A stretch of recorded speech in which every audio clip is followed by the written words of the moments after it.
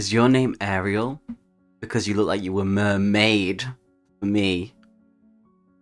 Ooh, I need help.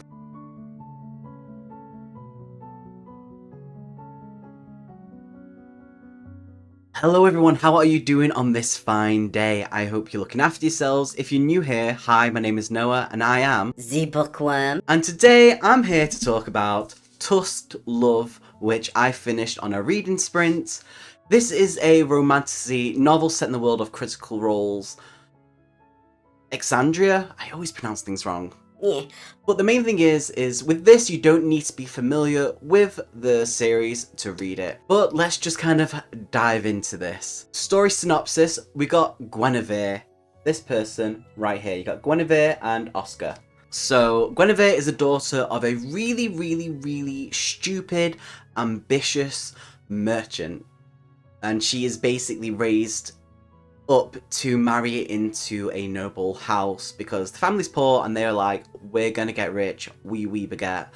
And basically raised her to be more than what she is with really high expectations and to live a life of decorum. So pinkies out.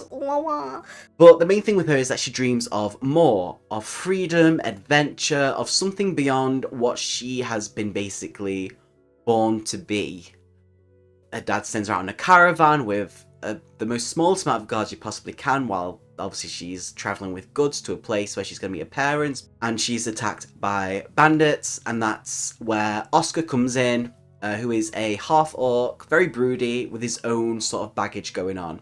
And together they have to travel down the Amber Road to not only reach safety, but to get where she needs to go, basically. And along the way, sparks just kind of start to pop out. Like someone's little sparkler, and then another one's lit, and then another's lit, and it's just this big fizzly thing, you know? But it's all about basically surviving the journey and choose between the paths that have basically been set out for them, or if they want to be more than that and choose each other. So plot-wise, it's fairly straightforward. It's a romance quest hybrid thing. You know, that it all starts off with this incident when the caravan's attacked and how Guinevere kind of gets thrown out of her comfort zone and Oskar kind of really becomes her really reluctant protector. And as they travel, tensions just kind of build. There is some fantasy world building in the background with like the bandit threat, the roads, the inns, and the dwindling empire. I don't know if I'm saying that right. But the main focus is on these two characters and their developing connection. Saying that, the pacing itself is a little bit uneven for me. The main reason why is because the chapters are very short. The shortest chapter is like a page and a half, and the rest are all about 5 to 6 pages, mainly because each chapter is a point of view change between Guinevere and Oskar. I'm not a fan of short chapters. I'm not normally a fan of point of view changes. But when it comes to this type of style of book, it works well. But I'm not a fan of short chapters. So for me, the structure around that I struggled with at the beginning, and I found that the pace flowed sometimes, but not the other times. So we have characters. We got Guinevere, who is very sheltered and has this longing for more than what she is expected. And the whole thing with her is all about her transformation and how she confronts her own fears and also her own desires that come hand in hand. And I loved that for her. Originally, I hated her as a character at the beginning because of how she was raised. She was very pompous. She's very pompous. And when I first read it, I didn't expect it to have that type of way of speaking, but I quickly got over that. Oskar is the half-orc who has a very rough past and a very guarded heart, but when you get behind the walls of that are around his heart, he's actually really kind of very sweet. And, you know, he does slowly open up to Gwen about it. I love both of these characters, their growth dynamic, and how it leaned into opposites attract, which is very nice. And some of the side characters in this I absolutely loved. I hated the parents. And then there's like someone called Womblefoot or something like that. Oskar says his name wrong multiple times for a reason, and I agree with him on this. But there is a goblin bard in this that I love a lot, which isn't in it often, unfortunately. He's in it for maybe just a couple of pages, and I wish there was more of it because he added this kind of like really funny sort of quirky character in there, this goblin bard who they were traveling with, and he decided to make a song about them. Let me tell you the song, one of the little songs that Oskar then goes to basically say something with. The goblin musician called out. In a fit of inspiration, he wove a beautiful melody from his lute. The sound of strings was lighter than sunbeams on a forest pond, serenading the autumn leaves and the clear horizon, impossible not to get lost in. Oh, my beloved's eyes are violets. Her hair spills like a moonlit stream. The fine tenor of his voice rang exquisitely over the open road. She is a gentle warrior. She handles my sword like a dream. And Oskar kind of roars, I'm gonna kill you. But there's certain moments with the Goblin Bard where he does something like that, and it's just, it adds to it, and I really enjoyed that. I enjoyed the Goblin more than a lot of things. In this book, there is spice, smut in it. It does lean into the spicy side of romance. There's multiple intimate scenes, for example, a waterfall bathing scene, a night in a camping bag where there's other kind of people traveling that they're traveling with, and they're like, gotta be quiet. She's like, Wee wee. Give me that baguette. I don't know. I wouldn't say they're explicit, but they are described, the scenes. And it's not there just for the sake of there being spice and smut. It's more there to serve the development of their relationship and the yearning of can we, should we, and the tension and the push and pull. So I liked that version of the spice in this. But it's not fully, like, described. There's one thing that I do wish, though, was that whenever Oskar went to reach his climax, or when he did reach his climax, whenever he would inside, it was always his spend was put in. The word spend, there is other words.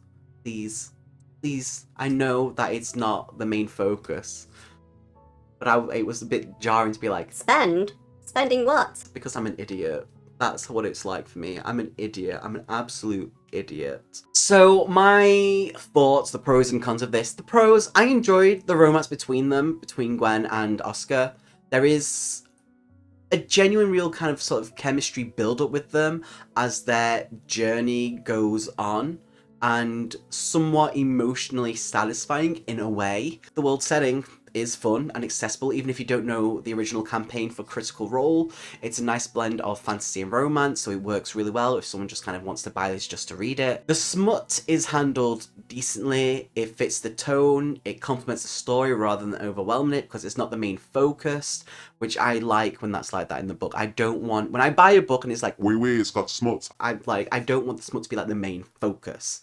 I want the story, and this did it really, really well. The cons, though, the cons are the issue for me. The very short chapters, you know, I don't like short chapters. Obviously, these are my own opinions. I don't enjoy short chapters. I think chapters should be more longer than a page and a half or 5 to 6 pages. Point of view, I'm not normally a fan of it unless it kind of works with the story. And it did work with the story, but I'm still not a huge fan, especially with it joined with the really, really short chapters. So it kept kind of pulling me out a little bit, especially at the beginning because it was really unexpected. So I really struggled to engage early on. For me, the ending was a little lackluster, even though this is like a romantasy. It's more the fact that there was this bad thing that's going after them, and when it finally got there, it was really more brushed over the side and ended really fast, and I kind of wanted more of the danger to be there for both of them, a bit more of the danger. I know there's fights in it and there's like a couple battles in there that aren't really the main focus, but it's more to add the danger to it. But when the certain bad person kind of arrives and things happen, I kind of wanted more than the amount of chapters that I got, with a bit more things kind of described in there and more danger for the characters to be like, wow, this is going to be really bad. Though considering something does happen to Oskar, can't really argue with that at the same time. But I kind of wanted more of a stronger resolution with that. But the budding romance worked well. My final score for this is 3 out of 5. I enjoyed it. When I first got it, I was really excited because I was like, oh my god, they've made it from the campaign into an actual story. So I had really high expectations of this, which is always my fault when I do this, because when that happens, I shouldn't I just shouldn't. It was a good story, good romance. Did I have high expectations? Yes. Did I expect more from it? Also yes. It was good. Could have been better. Could have been better with certain things that happened in this book. But also it could have been really worse. So it definitely sits in the middle for me. But if you wanted something that's got a spicy, romantic, fantasy flavour going on, but also a heartfelt relationship at its core, which is the main focus of this, you'll enjoy this book 100%. And also, it's a beautiful book with, let me show you, I didn't know this, Ven showed me this. It's got different cover on the inside, so if you want it to be with like Jester and Ford on there instead, because that's where it comes from originally, that, you know, it's a beautiful book to have on your shelf. But, like I say, thank you for watching. If you've read Tusk Love, you know, drop your thoughts in the comments. What did you like? What didn't work for you? And don't forget to hit that like and subscribe. And if you enjoy this review, I'll see you next time. Bye-bye. Hey, it's Noah, the bookworm you all know. Flipping through the pages, letting every story flow. From horror chills to fantasy thrills and spicy tales that burn. I crack a joke, mispronounce a word, guess I'll never learn.